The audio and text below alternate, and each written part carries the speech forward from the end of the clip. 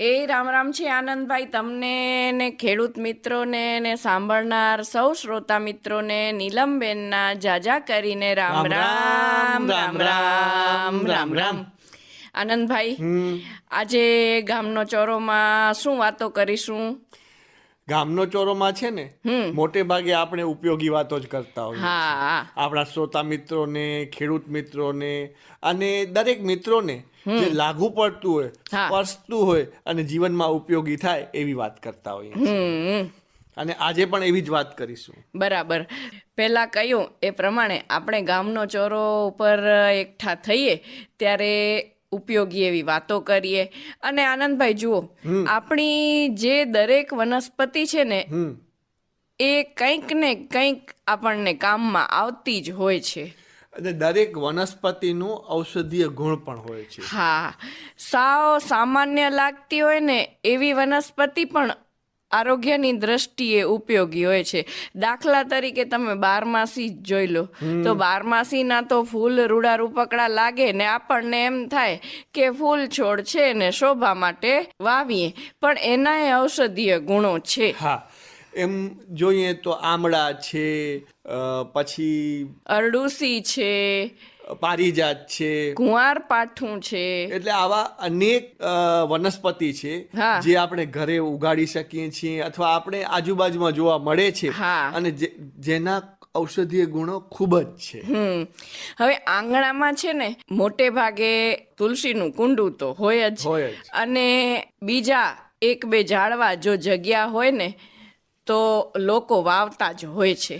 તુલસીનું આધ્યાત્મિક મહત્વ છે તેમ ઔષધીય ગુણ પણ છે. હા. અને તુલસી ઘરમાં હોય ને એનું નિત્ય સેવન કરવામાં આવે તો શરીરની રોગપ્રતિકારક શક્તિ વધે છે અને સ્વસ્થ અને લાંબુ આયુષ્ય જીવી શકાય છે. અને જુઓ, બીજી એક વાત યાદ આવી કે મોટે ભાગે છે ને ગામમાં તો શેરીમાં એકાદ બે ઘરમાં કે લગભગ ઘરમાં મીઠી લીમડીનું ઝાડ હોય. હા. મીઠો લીમડો તો આપણને વઘારમાં જોઈએ અને સુગંધ પણ કેવી સરસ આવે અને એનાય ઔષધીય ગુણો ઘણા છે. સૌથી પહેલો ગુણ હોય તો તે પાચન કરવામાં મદદરૂપ થાય હા, છે. અને એવી જ રીતે મોટું ફળિયું હોય ને તો એકાદ કડવો લીમડો હોય જેને છાંયે ખાટલો ઢાળીને ઓસિકા ઢોલિયા પાથરીને જમાવટ કરી હોય વડીલોએ. કડવો લીમડો હોય પણ એના ગુણો તો મીઠા જ હોય. હા, મીઠો છાંયો મળે અને લીમડો છે ને કડવો લીમડો એનું તો પંચાંગ ઉપયોગી કહેવાય. લીમડાના પાંદડા સૂકવી અને એને અનાજમાં રાખવામાં આવે તો જીવાત ન પડે. હા. અને લીંબોળી છે એને જો કોઈ તેલમાં ભેળવી અને એને વાપરવામાં આવે ને તો ચર્મરોગનો નાશ થાય. લીંબોળીનું તેલ, લીંબોળીનો ખોળ બધું જ ઉપયોગી. હા, અને હાલમાં તો જે યુરિયા આપણે ખેડૂત મિત્રો વાપરે છે હા. એ પણ નીમ કોટેડ હોય છે. બરાબર. એટલે કે એનું જે જમીનમાં જ્યારે પડે ને હા. ત્યારે જે જીવજંતુઓ હોય ને એનો નાશ થાય. હા, હવે આપણે જ વાતો કરીશું કે કોઈ મહેમાન વાત કરવાના છે આપણા જોડે? હા, તો આજે છે ને આપણે સાંભળીશું ઘર આંગણાની વનસ્પતિ વિશેની મહત્વની વાત, અને એ વાત કરશે શ્રી નિકુંજભાઈ ત્રિપાઠી. હા, અને આ નિકુંજભાઈ છે ને એ ગાર્ડન સુપરવાઇઝર છે સરકારી ઔષધીય ઉદ્યાન રેલડી તાલુકો ભુજના. તો આવો એમના પાસેથી ઘર આંગણાની ઔષધિઓ વિશેની આ ઉપયોગી માહિતી આપણે સાંભળીએ.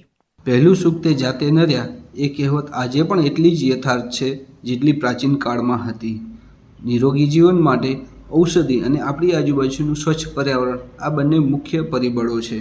તો આજે આપણે એવી ઔષધિઓ વિશે વાત કરીએ કે જે આપણે ઘર આંગણે જેનો ઉછેર કરી શકીએ, ઘર આંગણામાં વાવી શકીએ. આંગણું ન હોય તો કુંડામાં અથવા તો છત ઉપર કે બાલ્કની પર પણ જેનો ઉછેર કરી શકીએ અને તેનો આપણે પ્રાથમિક ઉપચાર તરીકેનો ઉપયોગ થઈ શકે. તો આવી દિવ્ય અને અમૂલ્ય ઔષધિ કે જે રોગ મટાડવાનું તો કામ કરે જ છે પરંતુ ફરી રોગ ન થાય તેની કાળજી રાખે છે. એટલે કે આપણા શરીરની રોગ પ્રતિકારક શક્તિ વધારે છે. તો આવી વનસ્પતિઓની ઉપયોગિતાથી આપણે સૌ લોકો જાગૃત થઈ તેનું જતન કરે, સંરક્ષણ કરે અને આ અમૂલ્ય વનસ્પતિનો વારસો આવતી પેઢી સુધી જળવાય એ આજના સમયની માંગ છે. તો આવી ઔષધિઓ જો આપણે ઘર આંગણે ઉછેર કરતા હોઈએ, જો કુંડામાં ઉછેર કરીએ તો એમાં શું કાળજી લેવી જોઈએ? તો સૌથી પહેલાં તો આ કુંડું જે આપણે પ્લાસ્ટિક કે માટીનું વાપરતા હોઈએ તો એમાં નીચેના ભાગે છિદ્રો હોવા જરૂરી છે, જેથી કરીને વધારાનું પાણી એમાંથી બહાર નીકળી શકે. બીજું, કુંડામાં જે આપણે માટીનું મિશ્રણ ઉમેરતા હોઈએ તો એમાં 30% માટીનો ભાગ હોય, 30% રેતી અને 30% જૈવિક ખાતર જે કમ્પોસ્ટ ખાતરનો પણ ઉપયોગ કરી શકીએ, અને સાથે 10% આપણે ગાયના ગોબરનું જે પાવડર કરી અને સાથે થોડો લીંબોળીનો ખોળ મિક્સ કરી અને આ મિશ્રણ તૈયાર કરીએ અને એ મિશ્રણને બરાબર ભેળવી અને કુંડામાં આપણે ભરી લઈએ. ત્યારબાદ એમાં આપણે કોઈ પણ રોપો વાવી શકાય. અને આવા કુંડાને એવી જગ્યાએ આપણે મૂકીએ કે જ્યાં રોજ 5 થી 6 કલાક તડકો આવતો હોય, જેથી કરીને એને પૂરતો સૂર્યપ્રકાશ મળી રહે. ઔષધિમાં વાત કરીએ તો સૌથી પહેલાં વાત કરીએ અરડુસીની. તો અરડુસી જે છે એક ક્ષુપ પ્રકારની વનસ્પતિ છે.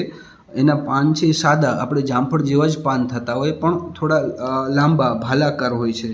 અને એ જમીનમાં ઉગાડે તો વધારે સારું, પણ એ કુંડામાં પણ એનો ઉછેર કરી શકાય. તો અરડુસીના જે પાન છે આપણે ઔષધ પ્રયોગમાં કામ આવે છે.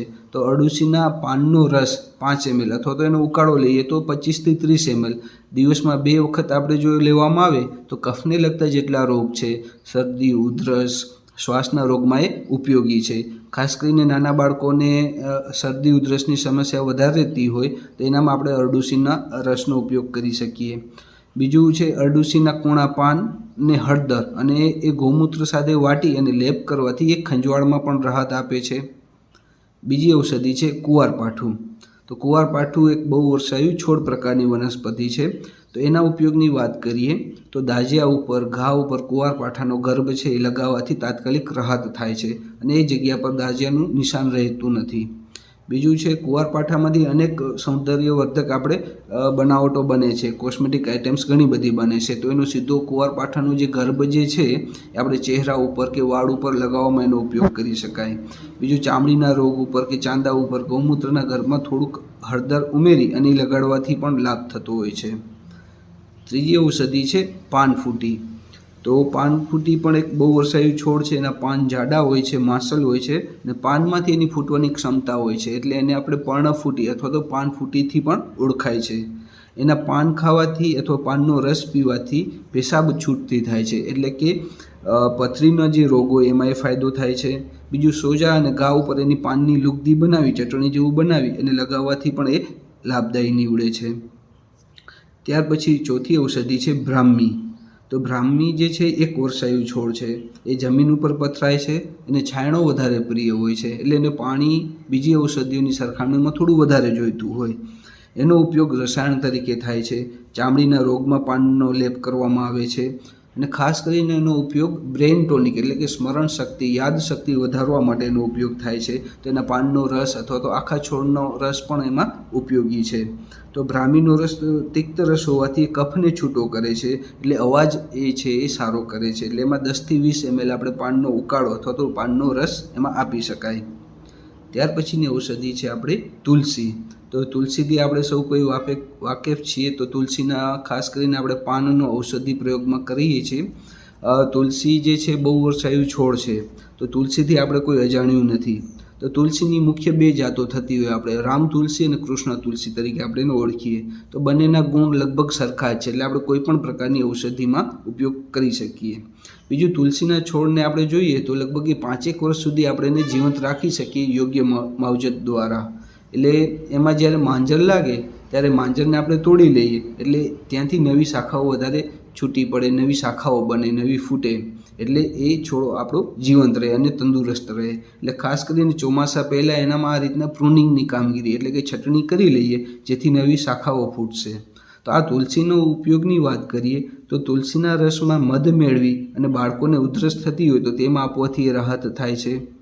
તુલસીના પાન વાટી પાણી સાથે મેળવીને માથા ઉપર લેપ કરવાથી પણ માથાના દુખાવાઓ મટે છે. શીળસ ઉપર પણ તુલસીનો રસ છે આપણે લગાડવામાં ઉપયોગી છે.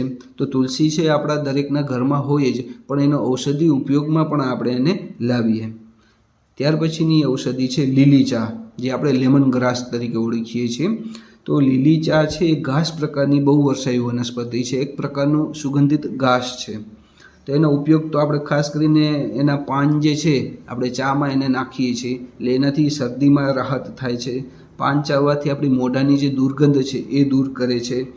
કોલેરામાં ખાસ કરીને જે ઉલટીઓ થતી હોય ત્યારે લીલી ચાના પાન એ ચામાં નાખીને આપવાથી અથવા તો એના લીલી ચાના પાનનો રસ આપવાથી એ ઉલટી બંધ કરે છે અને ઉલટી બંધ કરી શરીરમાં સ્ફૂર્તિ તાજગી લાવે છે.